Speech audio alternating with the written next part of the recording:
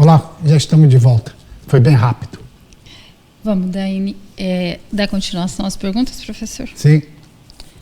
Como aliviar a dor do luto? Será que existe uma forma de aliviar a dor do luto? Existe. Como dissemos no bloco anterior, sente saudade, sente dor, sente tristeza. Quem ainda continua na jornada terrena, assim como o espírito que desencarnou também. Mas os bons pensamentos e a boa leitura, o conhecimento, vai nos mantendo num patamar de equilíbrio. Porque, como eu disse também no bloco anterior, um filho nosso que viajou para estudar nos Estados Unidos, para estudar na Europa, a gente sabe que ele está bem. Mesmo que ele passe o mês inteiro sem ligar, sem comunicar, porque sabemos que ele está envolvido com os estudos. E uma hora chega uma carta, uma hora chega, hoje, modernamente, um WhatsApp, né? Chega uma ligação. Assim, uma hora a gente também irá receber essa comunicação. Basta nós procurarmos, basta nós querermos, basta nos dedicarmos.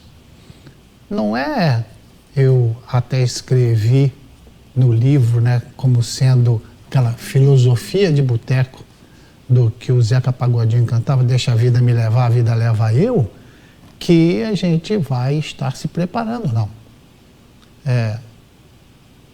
A gente começa a meditar, fazer prece, vibrar numa boa intenção do nosso ente querido, frequentar um centro espírita, que são os locais que vão estar preparados e vão estar com ambiência própria para essa comunicação, para receber uma carta psicografada.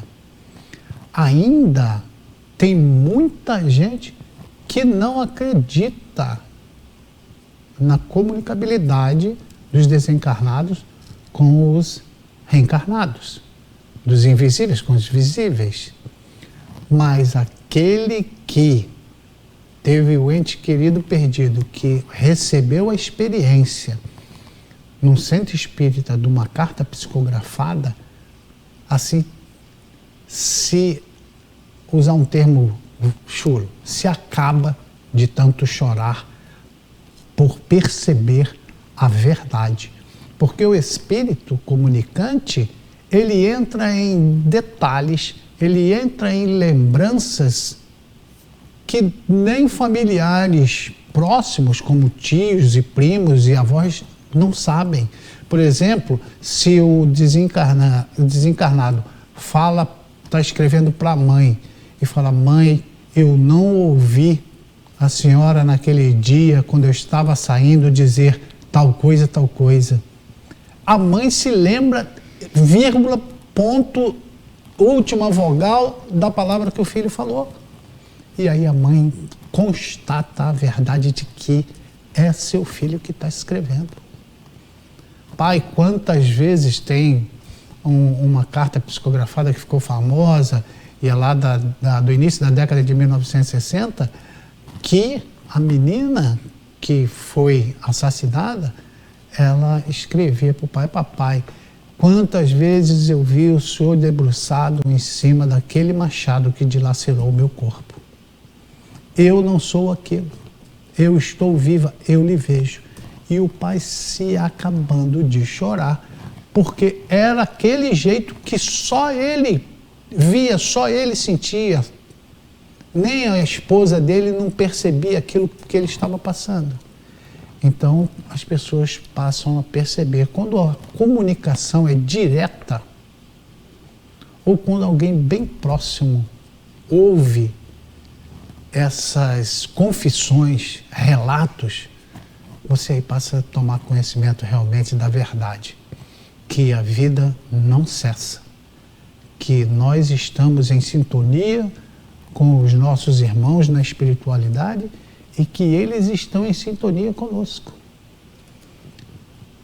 Mas, volto a dizer, não se desespere, porque isso prende.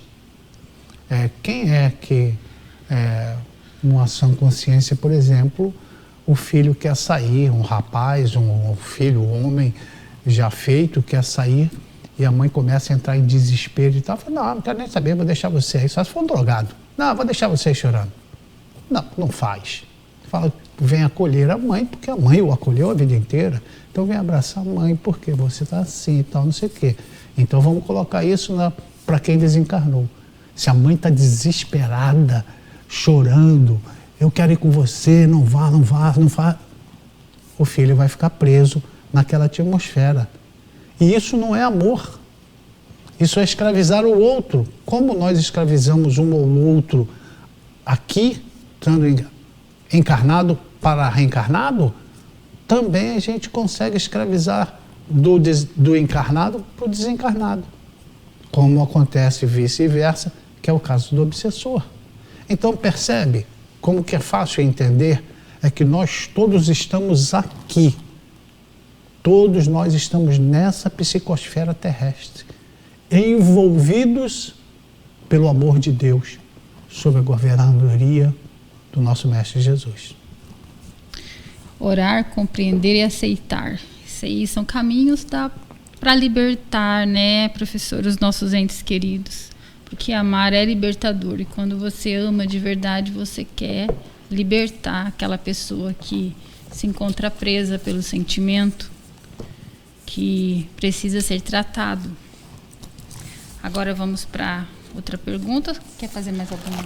Só aqui uma observação no Livro dos Espíritos, na pergunta 934, perda dos entes queridos. Então, Allan Kardec pergunta, a perda dos entes queridos que nos são caros não nos causa dor tanto mais legítima quanto é irreparável e independente da nossa vontade?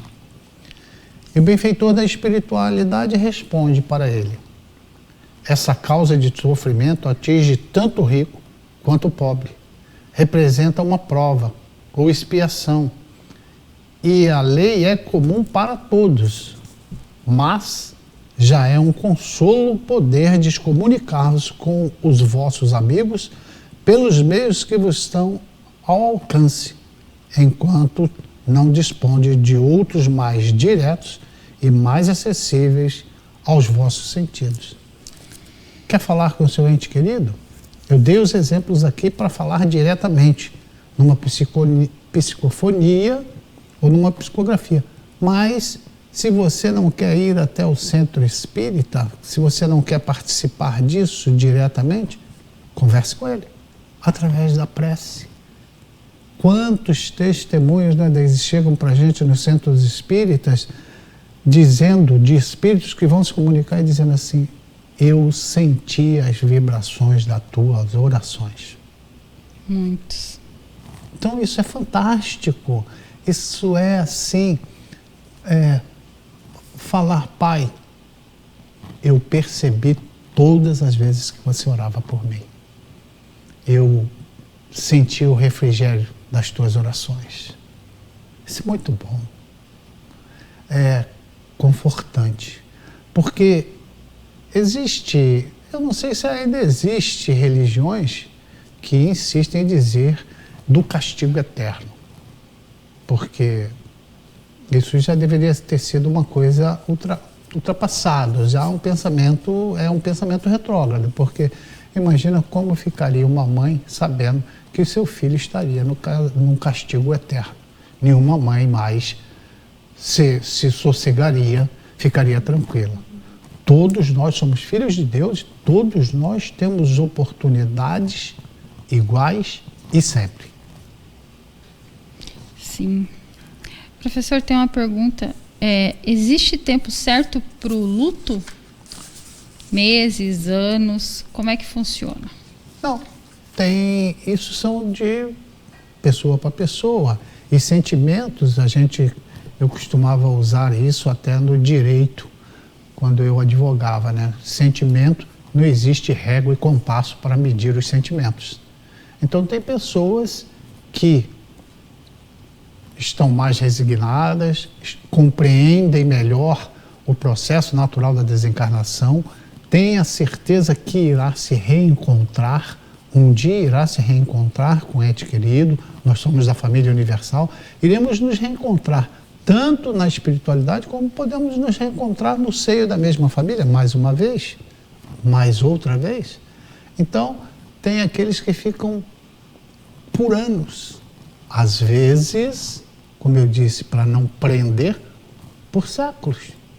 Prender dentro de casa, aprisionar. Raul Teixeira conta uma história de que ele foi numa casa, como sempre viajou para dar palestra, e normalmente as pessoas convidam para que fique na casa, em vez de ficar em hotel.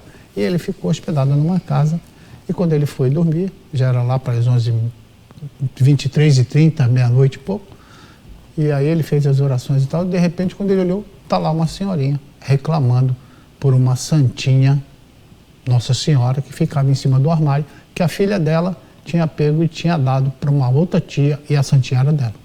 Quer dizer, apego.